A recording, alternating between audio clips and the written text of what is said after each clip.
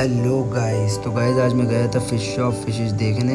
Guys आप देख सकते हैं कितनी प्यारी प्यारी विडो फिश और टाइगर बार फिश हैं। गाइस कितनी प्यारी लग रही हैं और ये बहुत सारी थी। गाइस गोल्ड फिश कितनी प्यारी लग रही है। गाइस इसके अंदर रेड कैप है, सिल्वर गोल्ड फिश है और हैं बाकी गाइस मुझे नाम नहीं पता। बहुत प्यारी प्यारी थी लेकिन गोल्ड फिश।